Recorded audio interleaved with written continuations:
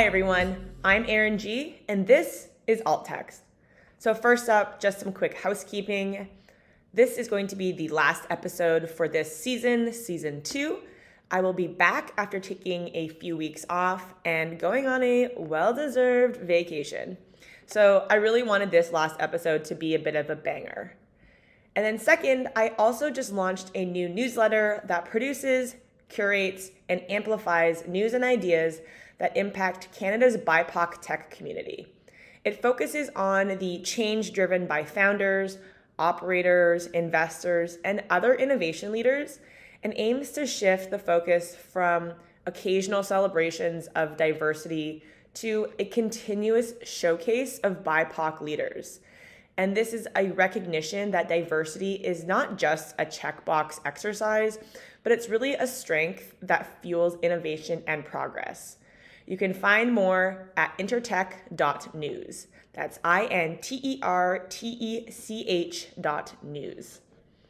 So getting on to this episode, this week I'm joined by Washington Post tech columnist Taylor Lorenz. Prior to working at the Post, Taylor was a reporter at the New York Times, The Daily Beast, Business Insider, among others. Her work focuses on the internet and the people who shape it, from both founders and CEOs to content creators. Taylor's first book, Extremely Online, was published in October 2023, and it chronicles the history of the internet and the moments, both viral and contentious, that have led us to where we are now, which I would argue is a bad place.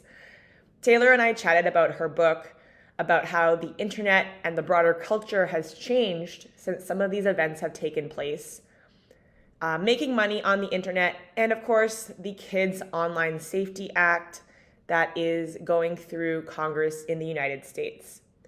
So here it is, my conversation with Taylor Lorenz.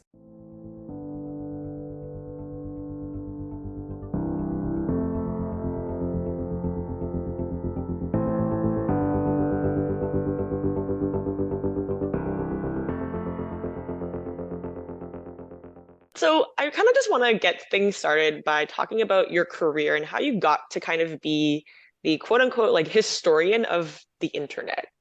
So I know that you've written for like a lot of publications and you've kind of focused on internet culture the entire time.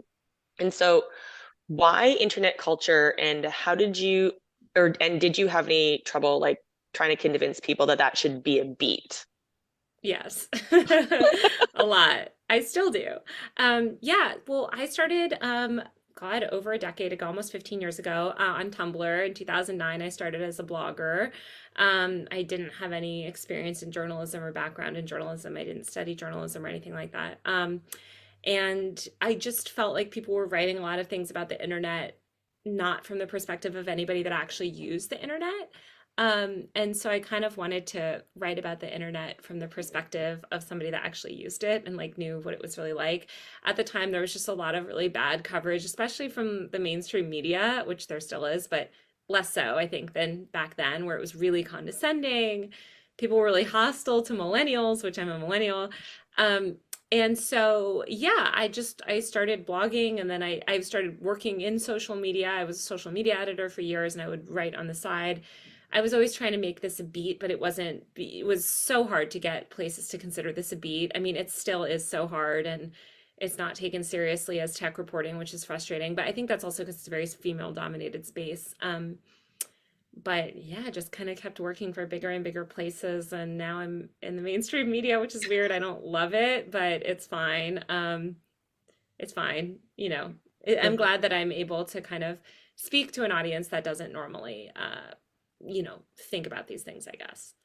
Yeah, I think the perspective of writing about the internet as someone who uses the internet is really important. And like being in Ottawa, it's the capital, very similar to Washington, where it, lawmakers and decision makers don't seem to be using any of these like things themselves. And so they're making these laws that where it seems like they don't actually use the internet or Instagram or all these other platforms.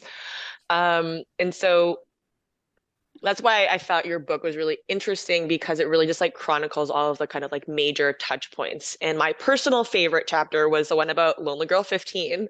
Oh my God, yeah. TBT. I remember watching that Me when it came too. out. It was like a big thing in school. Yeah. And it really kind of like paved the way for that type of storytelling that I think kind of has turned a little bit into the am I the asshole kind of thread on Reddit.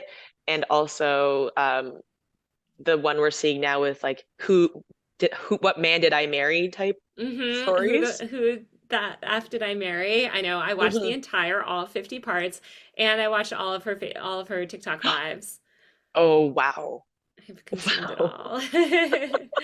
That's a lot of content. I couldn't do it. But I I mean, think it was like you're 9 hours, researching. but I watched it on double speed. I just had it on like a podcast, like for days. But yeah, I mean, I think there's so much amazing storytelling on the internet. I think that the F did I marry is very similar to like, although it's a real story, but it kind of reminds me of that Zola Twitter thread that went viral and became a movie. Hmm. Um, I mean, there's just so many amazing stories on the internet, and some of it's contrived and some of it's real, and I think that's what's kind of fun to follow along. And how do you convince people that it is important? Because, like, if you think about it, like, influencers in theory are meant to be people like you and I, but they're also creating this like culture online. Yeah, I mean, it's an uphill journey, and I think that a lot of people in establishment media and politics just don't take the internet seriously. You hear this kind of rhetoric from them a lot, like the internet isn't real life or just log off or whatever. They don't realize like how enmeshed our lives are, especially the younger you are, the more likely like your social life is completely sort of intertwined with your online life and identity. Um, I try to do stories where I explain the stakes. I mean, every story that I do, I don't just do like trend explainers. Every story I do has to sort of say something about the broader landscape of tech or media. And so I think it's really important to kind of have that second part that's like, here's the stakes. Like, there's either huge amounts of money involved, or political implications, or cultural implications. So, Mhm. like, kind of justifying to people, like, this really matters, and here's why you should pay attention. Yeah, and I think that people, well, generally people who are online maybe understand that perspective a little bit more than like the general population or the everyone else who's not online as much as say you and I are, who Yeah. see these things happening in real time. Um, and so I know that you wrote about a lot of creators, like Lonely Girl 15, it's kind of out of the zeitgeist right now, but then you went into the YouTubers and into the TikTokers. And did you receive any pushback from them after your book came out? Yeah, I'm trying to think. I wrote such a sort of a dry business history. I think a lot of people, this weird, like this one guy at Wired who I really like, but he's the older, he's of the boomer generation, was like, I thought you wrote a business book. He was like kind of like indignant and like seemed mad that I wrote a business book. Even though this is a tech, not I'm a business reporter writing for the business section, and I was like, yeah, it's a tech nonfiction book. And he's like, well, I thought it would be gossip about, like the TikTok content houses. And I'm like, who wants to read that? Like, that's not interesting. And also, like, you can find that stuff on T pages on Instagram if you care. But like, Hmm. I'm not really here to kind of, I don't cover like that sort of drama of the industry. The only time I cover that stuff is, again, if there's some sort of like tech or cultural or media implications of it, like a story there. But I think people just have such a misunderstanding of my work, because a lot of people don't read my work and they only know me through kind of Mm. like this public persona that they've like heard about me from or something, and so they don't actually engage with my work. And it's very funny because like Fox News requested a copy of my book, which I happily sent them, and I think they, the right-wing media was like trying to get like outraged, but every time they have to actually engage with my work, like it's not like that controversial, I guess. Hmm. So I had some people that were kind of like, oh, I wish you included like XYZ. There was so much more that got cut. My book was twice as long, and there's so Oh, much wow. internet history that was sort of it just didn't make it in. A lot about early days of Reddit, and 4chan, which I mentioned some of it, but it's like there's a lot about, I think, more of the community side. I really focused on the creator industry. Hmm.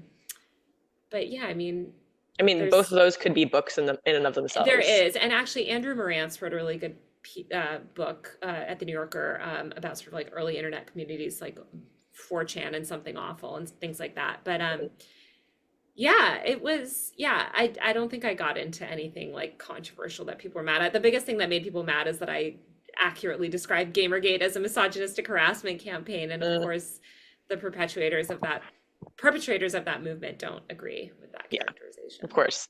And I'm sure that maybe that was something that Fox News could have glommed onto if But it's they like, needed. even then, it's not controversial. It's like that is a No. fact, like it is a fact at this point. And, I think especially looking back in the past decade, there's been books written about that specifically, Hmm. but yeah, I just think most people, when they're forced to actually read my work, realize that it's not as inflammatory as the right-wing media constantly paints it as.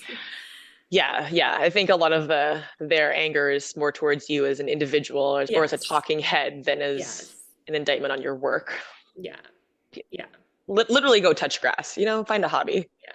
yeah, yeah, You like sewing, for example.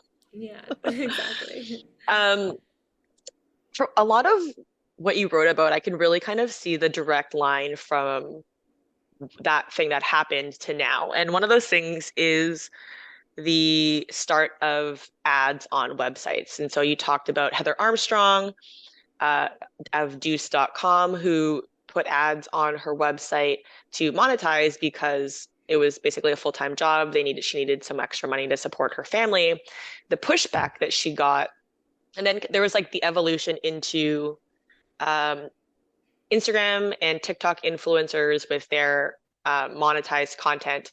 But I also sort of see if that there is a bit of a line to the kind of current media landscape and the inability or ability to monetize those platforms.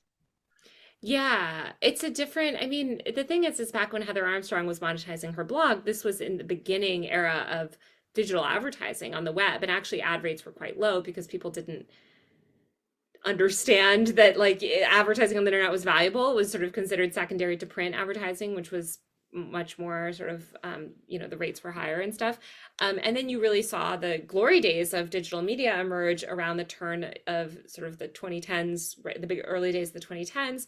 You saw the rise of all these digital media sites that relied primarily on digital advertising. And then that, of course, got all sort of cratered out by Facebook and Google, who really subsumed the ad market. And now that's not a really sustainable. Advertising alone is not going to sustain a web media business. So you need to kind of diversify. And I think a lot of content creators these days have diversified, and they recognize very early that advertising is just one piece of the pie. And they do a lot more, they do sponsored content, but they're also more likely to develop their own products or do these sort of like long-term partnerships with brands that are not so much like ads or sponsored posts, more of a like they're a creative advisor to the company or whatever, things Mhm. like that. So I think I think the monetization structure has changed a lot as the web has become devalued. And I think it's just that's going to accelerate with AI because fewer and fewer people are going to visit websites. Yeah, and I think that's kind of what we're seeing with this abundance of journalists pivoting towards their own newsletters and then becoming their Hmm. own, they will hate this, content creators. Uh, Yeah. because, they Casey Newton was on a podcast with Nilay Patel, and he was talking about, that there are newsletters, you can make a living off of them, but you really need to like know who your audience is and find your niche and like be able to bring those people with you and like find the people who trust you. And I would say that's slightly different than like a content creator on like TikTok, but not entirely. It's the same. I think it's the same. Honestly, that's the same. I mean, with newsletters, you have that direct connection with your audience. You're not relying on an algorithmic feed, but you are relying on the mailbox, and that's its own sort of filters and um, especially platforms like Substack, which Casey just left. But Ghost is also, which he's on now, is also building a lot more social functionality. I mean, what content creators are independent media businesses, and there Mm-hmm. are independent media businesses built around journalism, cooking, fashion, lifestyle, like it, they're all independent media. And I think journalists are very hesitant. I mean, this is sort of this long-term issue that journalists seem to have where they often, I mean, I have a lot of, I don't, the journalism industry is very self-important, and they like Hmm. to think of themselves as this like elite group where we went to journalism school or we work for XYZ paper and therefore we're authoritative. And they're very negative about anybody that's too tied to the digital world. For instance, I started as a blogger. I remember for years there was so much conversation of, oh, are journalists, are bloggers journalists, or are people that write for the websites journalists? I remember when I wrote my first big feature for The Atlantic, I didn't care if it went in print ever. I didn't even know The Atlantic had a print product when I started pitching them. I thought it was just a website. And I tweeted about it, and this big time tech reporter quote tweeted and was like, you didn't write for the real Atlantic. Like you wrote for Atlantic.com. And I was like, what's the real Atlantic? Like, what are you talking about? Like, the website is where people read things. That's where something's going to reach millions of people, not some like print thing that gets sent to like what, like 50,000 people and they're probably going to throw it away. Like that's irrelevant, Hmm. But it's this like prestige. It's an obsession with prestige and old media and old institutions that journalists have. So you see that as well with the rise of the content creator industry, where a lot of independent journalists, they are content creators. Casey actually is very smart about this and he would never say something like this, but you see it from a lot of people like that are more aligned with these elite institutions, like, oh, they're not real journalists, like Hmm. they're content creators, they're a newsletter writer or something. And it's like, Hmm. I mean, Casey bucks the trend because Casey, nobody does journalism like Casey. He's Yeah. phenomenal tech reporter, but there's a lot of great journalists doing reporting on social platforms. And I just think you're going to see more and more. I think that's going to be such an irrelevant and stupid question in Hmm. 5 years. In terms of, pivoting to other journalists pivoting to other platforms, there's kind of this rise of the TikTok news anchor. And so like how can someone, a user of TikTok, how can you scroll through a feed and like distinguish between like some whether or not someone's like a news anchor and just like parroting back something that they've read or whatever versus original thought and like actual journalism, or Well, is there a difference? whether they wrote the actual articles they're talking about, if they're doing actual reporting or not. Hmm. Most of those people on TikTok, they're just reading stuff. And by the way, you've seen that on most platforms, right? The big accounts on Twitter that shared news early, none of those people were journalists. They're just aggregating links and sharing links. And so it's like, oh yeah, I'll subscribe to Brad Jaffe or something. I mean, he's an actual journalist, but like these are people that like gain, I mean, Yashar Ali is a good example. He's done some journalism, but he's kind of like more of a content creator figure, but he Hmm. aggregates the news very well. You see tons of people like this as well on Instagram. I mean, there's the Shade Room or all these other places where they aggregate news from around the web, and that they serve a valuable function, right? They sort of curate news for people to watch. I don't think anybody would assume that they wrote every single article. And the Shade Room now does write articles, but is doing that. Same thing with on TikTok. I think that people come to trust these people. I mean, as news sources when they're not doing original reporting. I think the problem with a lot of the TikTok news anchors is that they're really bad at citing sources.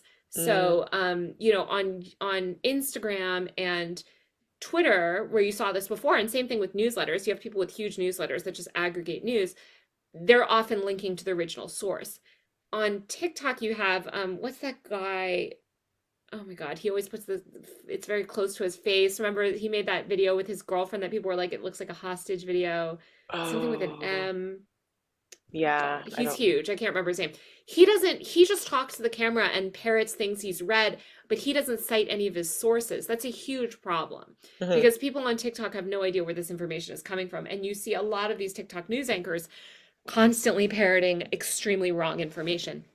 The ones that are more responsible, like Under the Desk News and things like that, like they've actually worked with media organizations and they cite their sources. But you have to be careful, Yeah, And same thing with Twitter. There's tons of anonymous Twitter accounts aggregating links, but at least there you can see the dubious websites they're coming from. So, yeah, yeah. It feels a little bit like this is like the modern RSS feed. totally. Yeah. But like somebody else is curating it Yeah, for yeah. you. Um, the the I will say, wait, sorry, one other no, it's thing. okay. I really hate the notion that only the journalist should be the one talking about their story. Like, I've seen people Mhm. get really mad that somebody is making TikToks about their story, and it's like, no, it's this, it's like, for some reason, they understand it on Twitter. Like, journalists on Twitter are like happy when someone shares their Mhm. story. But then you see people get frustrated about TikTok, like, oh, this TikToker stole my story and used it. I'm like, often they'll have the story right behind them. It's like, no, Yeah. they're just talking about it. You want people talking about it. The more people talking about your story, the more impact it has. So it's good. I hope every TikToker on the planet aggregates all my stories. It ultimately, it doesn't directly impact traffic, but people search for the story, people are more likely to read the story, and it has a bigger reach. Yeah, and that probably goes to two problems. One, the TikToker not accurately citing where the story's from and who it's from, and two, the the person getting upset thinking that they're taking credit for it. Yeah, if they do that, totally fuck that them. You know what I mean? They shouldn't be taking credit. But I think a lot of people are earnestly want to talk about a story. And I see Yeah. tons of journalists or tons of TikTokers like, oh my God, I just read this in the Wall Street Journal, and they'll have the headline up behind them. Hmm. Which is great. We want people sharing our work and talking about it. Well, It this is just, exactly how like the industry is going to survive if it's got yeah, challenges. And so like people need to know the news. And yeah, I find that a lot of journalists really poo-poo TikTok and as like not a real place. And I'm like, well, this is where people are getting their news. And like they're like, they well, did it's the not same real thing. news. No, they do it with every platform. I mean, let's not forget they did it with Twitter, they did it with Tumblr. When I first started covering YouTube, people would make fun of me and say, "Oh, you just write about the site for cat videos." I don't know if you remember that was the reputation of YouTube for a while. Yeah. And it's like, if that's what you think it is, you're an idiot. And that's what a lot of mainstream journalists thought for years. And then they still talk about TikTok as the dancing app. It's like, guys, please log on to the app once. That's Mhm. not a representation of what it is for. Yeah, definitely not now. Maybe at the beginning of No. the pandemic. Sure, but even then it was like not, like I mean it was much more of a dancing app then for sure. I mean, Mhm. look, it was built around Musically, which was a lip sync heavily lip sync act, but like there's always been discourse. I mean, I posted about the 2016 election on Musically and Mhm. there has always been people sort of covering news on these platforms. Yeah, for sure. Yeah. Just yeah, people need to relax.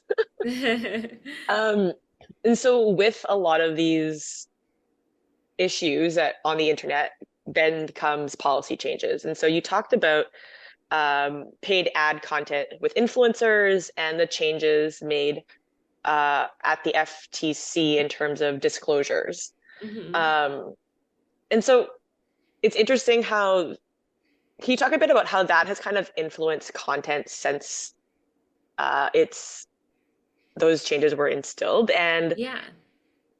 instances in which maybe content creators are unaware of these rules or and how they kind of get into sticky situations.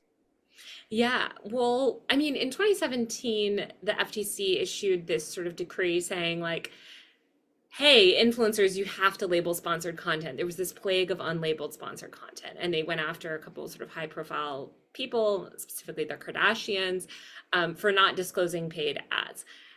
When they made this, everybody thought, oh my God, this is the end of influencers. It was so stupid. What happened is actually sponsored content just got incredibly much more normalized and actually became this aspirational thing. So then you saw the rise of fake sponsored content, which is still a big problem, like especially for luxury brands, which is people pretending that they have brand partnerships for prestige when they don't. I think now, I mean, I think the peak sort of sponsored content era was the late 2010s. Now we're seeing, again, a lot more diversity in terms of revenue streams from content creators. I mean, I talk to the FTC people all the time. They're very underwater. Like they don't have the ability to enforce 99.999% of the stuff that they sort of declare. So it's like, sure, they might go after like Sony or, these big brands, but they're not going to like generally police the small stuff. And these ad deals are now structured in such complicated ways intentionally to Mhm. avoid disclosure that it's just really hard for them to police. I don't know where that's going to leave us. I think we also have zero media literacy anyway. You can literally tell people something's an ad and they still don't even recognize it as an ad. It's bizarre. So we're just in a very like muddy world now where it's really unclear sort of what's sponsored and what's not. But ideally, sponsored content should be labeled as such. Yeah, I find that more now than anything, it's more reputational harm than Hmm. actual real Yeah, other consequences, which I guess if it's going to affect their bottom line can have similar results. totally. Like I Yeah, think exactly 100%. about Chris Olsen and his Australian trip. Oh my God. I mean, case in point, case in point.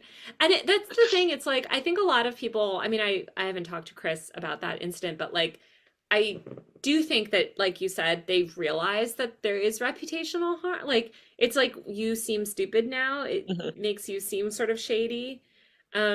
Most people, yeah, I think most people do disclose some in some capacity, or they'll be like, I have a partnership with XYZ. Mhm. It's just that they're not necessarily, they don't need to disclose all the time. If they have a long-term partnership with the brand and they're not being paid specifically for that post, they don't necessarily have to disclose.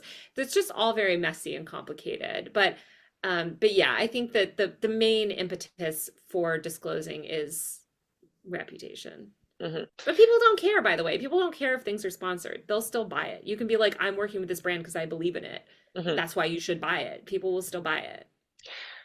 So in terms of changes to contracts, if someone's under a contract and they have to do like 6 posts a month about these products or a brand, would each of those have to be disclosed, or is it just Well, I mean, depends? you have to look at the contract, but Yeah. yes, I mean, probably yes, I would assume so because the contract is specifically allocating money for for X amount of posts per Mm. month.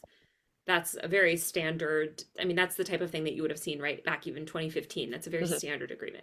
The thing is that now I hate even talking about this stuff because this is so like irrelevant. This is not how most influencers monetize. Like the notion that influencers and content creators just like do ads and oh, they're Mhm. secretly whatever. It's just, that's not a thing. Like most of them are invested in their own businesses. As soon as they get a little clout, they're launching their own brands, which by the way, Yeah. they don't have to disclose because they own those brands.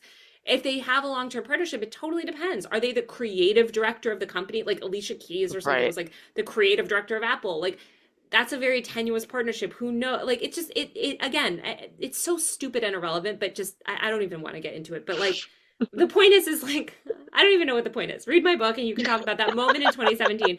The main thing in 2017 was like everyone was like, oh my God, as soon as influencers have to disclose that they're doing SpawnCon, the industry is going to die. And the truth of it is that nobody cared. Mhm. Nobody cared that their entire feed is SpawnCon because they trust these content creators. And for the most part, nobody recommends a brand or product that they don't actually like or that they wouldn't work with for money. Almost no one. I mean, I honestly, my whole career, I don't even know if I've ever spoken to anyone where that was the case. Mhm. Interesting.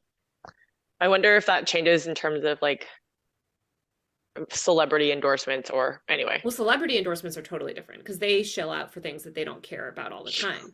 Because they don't have I mean, look at Paris Hilton. Like Yeah. they don't have they have a very different relationship with their audience, right? So like content creators, they have that like parasocial bond that people have, and so much of their relevance is based on their authority in a specific area, Mhm. skincare or something, right? Right. So they wouldn't just do a partnership with a brand that they don't believe in because again, that like you were saying earlier, that would question that would hurt their reputation. Mhm. Say that wasn't a good skincare product, now that's hurt their reputation. Whereas celebrities, that people don't really look to celebrities in that same way, so they can be like posting SponCon for random shit and people are like, okay, sure, Mhm. like you're starring in the Apple commercial. I Who knows, Yeah. um but I really do think that like the majority, I mean, the way that people make money now is not ads, is maybe 20% of a lot of it's smaller and smaller. When you look at the business models of these content creators, so much is based on revenue from these platforms, whether it's YouTube AdSense sort of directly, like they're not doing, it's not sponsored content, advertising revenue, or subscriptions, like people like Casey Mhm. Newton, um, and Merch. Patreon. Merch is huge. Product lines are huge. I mean, launching your own product is the way to make money. And Mhm. that's what all of these creators are generally working towards. Yeah. It's nice. It's a nice life if you can get it, I guess. Totally. I know the Nelk boys made something like $71 million in 2021 on their seltzer. Wow. That's Speaking of crazy. Canadians, Yeah. yeah. That's crazy. Huh. It's so crazy. And they've never been monetized. So they've never received a dollar from YouTube. They don't do ads. They don't do SpawnCon. They might do SpawnCon now, but I don't think so. I think they only do They only post about products that they've invested in or that they own. Huh, that's So, interesting.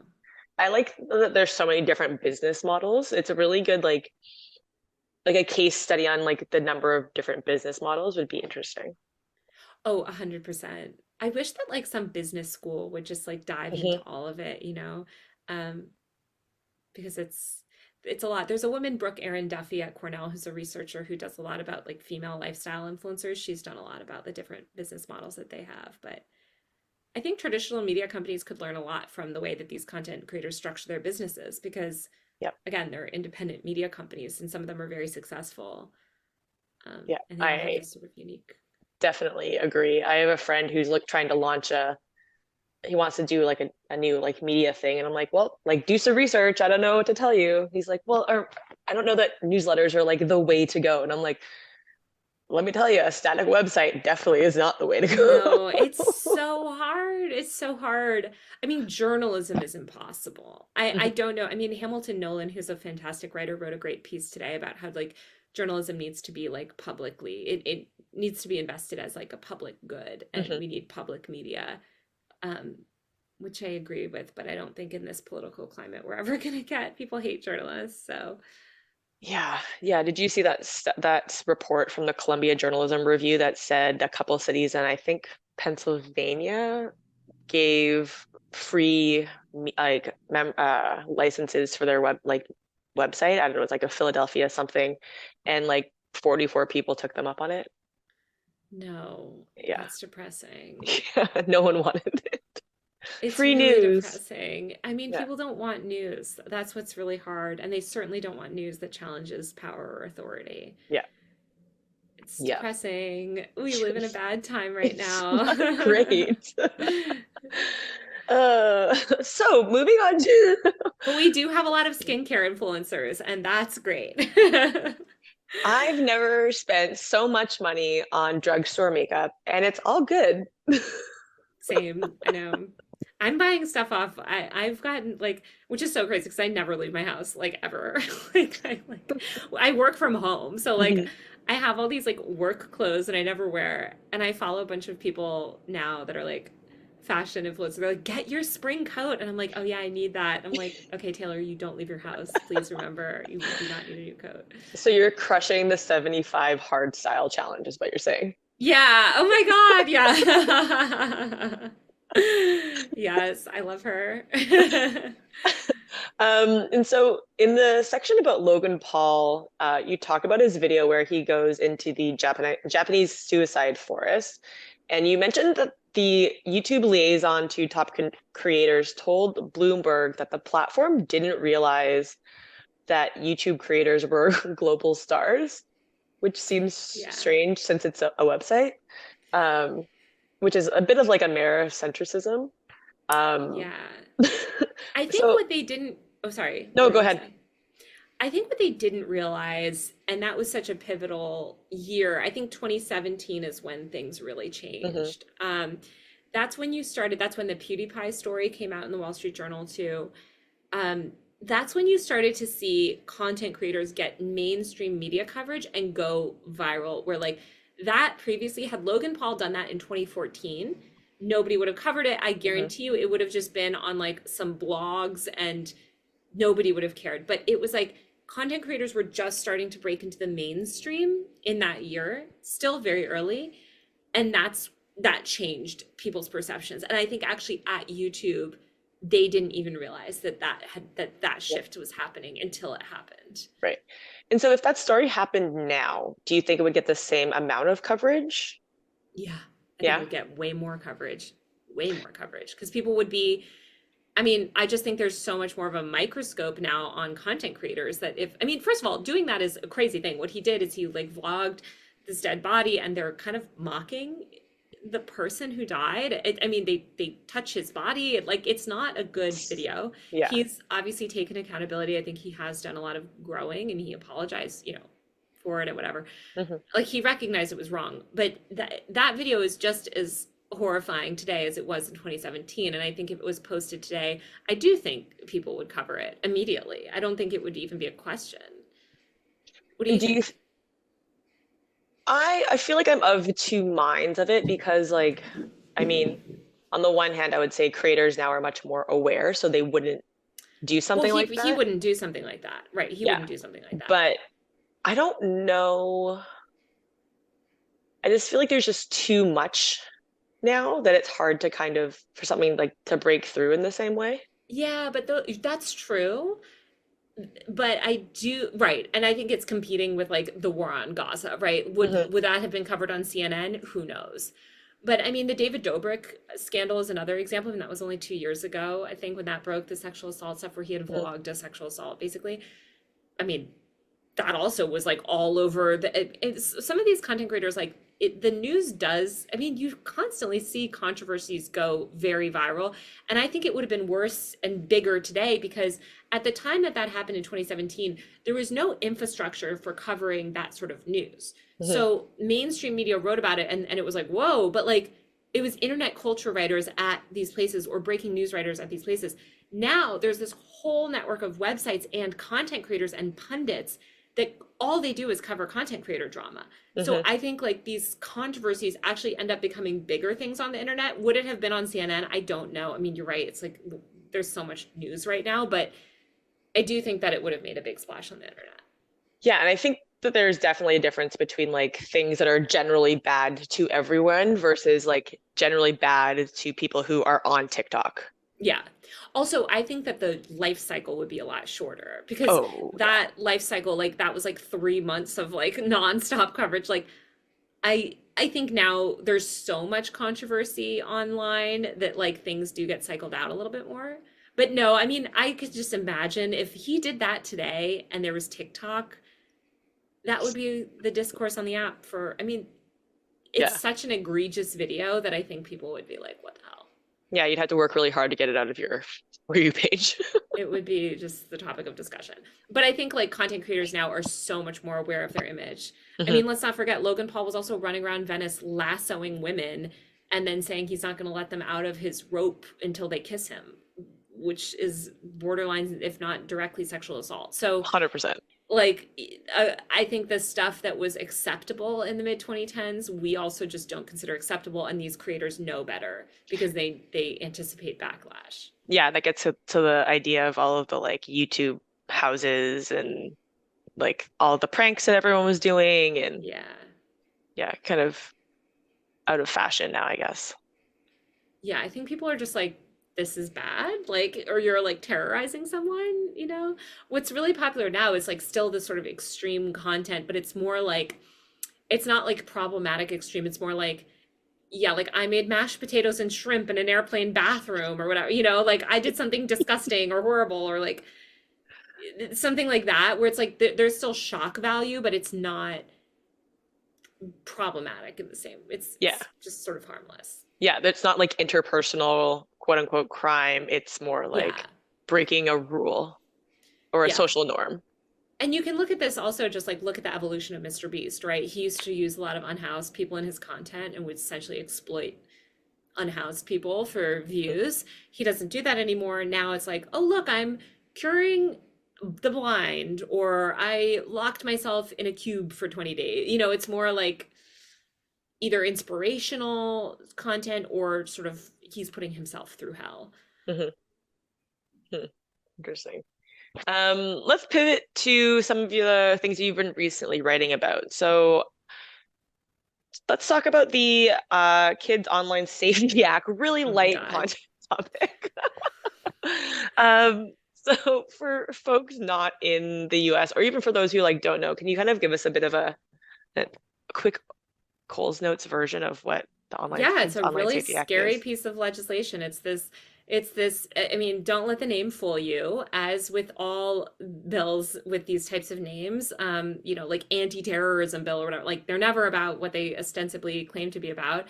In this case, a bunch of lawmakers have come together to what they want to do is essentially put all of these restrictions on what kids are allowed to see and post online before they turn 18. There's this effort in America to get kids like basically cut off kids below the age of 18 from free access to the internet and free expression.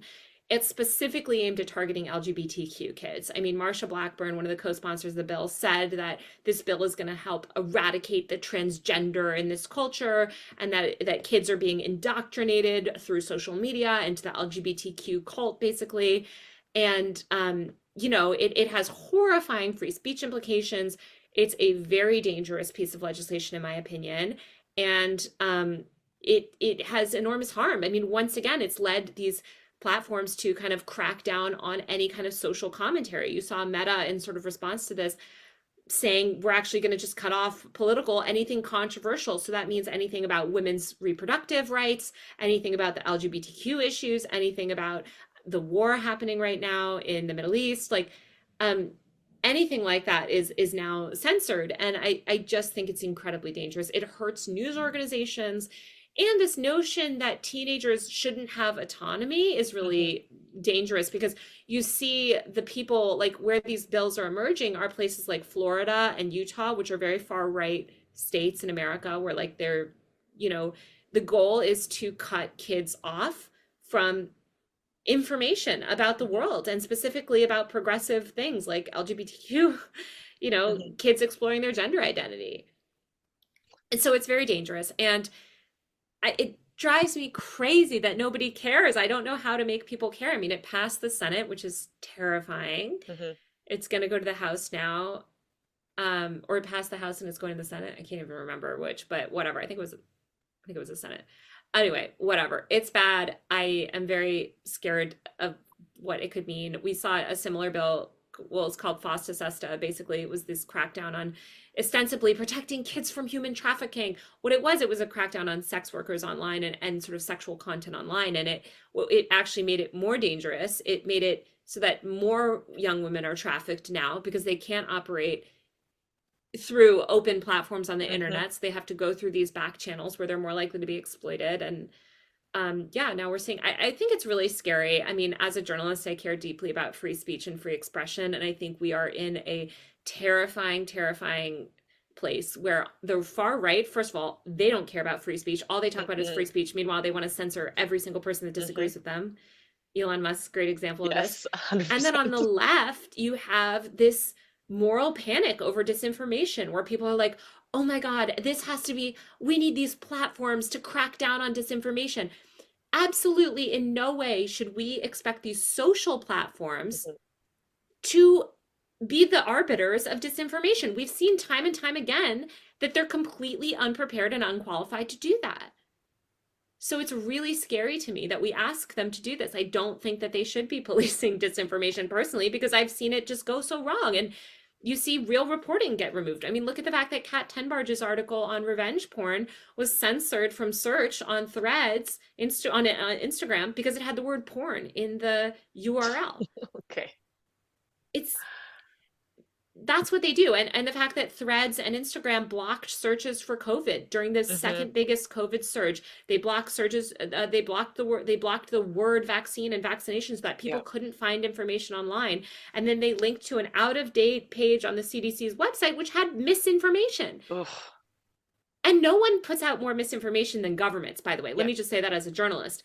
All we do, the government is a political entity, and they're constantly pushing narratives. Not just under Trump. Of course, Trump lied about the election, but sorry to like rant about this, but like the social platforms, when you ask them to police disinformation, they rely on what the government says because they don't want to get regulated. And the government lies about everything. I mean, not everything, but tons of things, Well, and then these platforms, they're not dissimilar to the government because they're also at the whim of whoever's making the decisions. Exactly. And that's the thing. It's like you might want the government and Facebook to crack down on misinformation because you think that Joe Biden is president, and that's fine.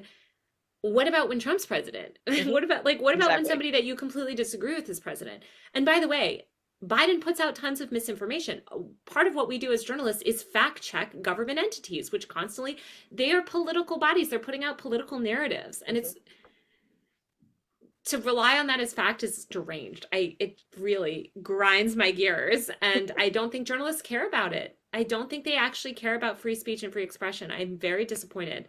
It's weird. The only people that actually seem to care about it, like are libertarians because they're Yeah. sort of morally consistent, and they care about it in this very maximalist way where you're like, okay, but Yeah. Yeah.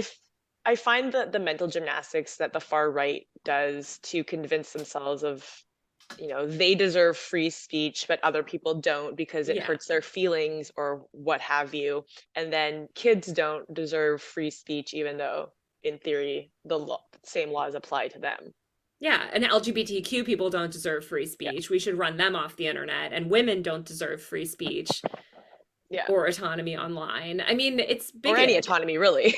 Right. But liberals are just as bad, I have to say. I have to say, like, I'm very disappointed. I mean, Richard Blumenthal is a liberal Democrat who's backed this bill, and there's a lot of there's this what it is that they're exploiting sort of parental fear about technology, and Mhm. so it's like parents don't really know how to deal with the internet, and instead of them having these tough conversations with kids and educating Yes. parents about Yes. how to properly engage with your kids and make sure you know what they're doing on the internet, it's like, let's ask the federal government to pass laws to keep Mhm. my kid. It just that it seems Yeah. like such government overreach to me, and Yeah. I think it's very concerning, and I wish that more journalists cared about these issues, and I don't think most of them do, and that because they're busy with other things. I totally get it. Most people don't cover social media, but it's going to have implications for their work, and so I think it's important to pay But so attention many to. of them do cover Congress, right? Like, Yeah, but those people are just, well, and it's not the sexy thing that like is the news of the day either. well, people that cover Congress need to maintain their sources in Congress, and so I understand that. I mean, I covered politics for 2 years. It's very hard to speak out about specific pieces of legislation when it's not your beat, and your beat is actually just to cover these Congress people, so sure. But I think people that cover the internet and people that cover tech and people that cover LGBTQ issues should talk about the implications of this stuff. And a lot of LGBTQ journalists actually have spoken out about it. Um, but I just think there needs to be more public awareness. Yeah. Yeah, for sure. I think that's it. I love talking about nerdy politics stuff. Oh my God, thanks for listening to me like rant about my like random shit. But Thank you so much for chatting with me. It was a pleasure as always. thank you so much. And it was so great chatting with you. And thank you so much for reading my book. That means so much. That does it for this week. A huge thank you to Taylor for chatting with me. And of course, a huge thank you to everyone who listens each week. I appreciate you deeply. I'll be back in a few weeks. And in the meantime, you can find me on social media and at intertech.news.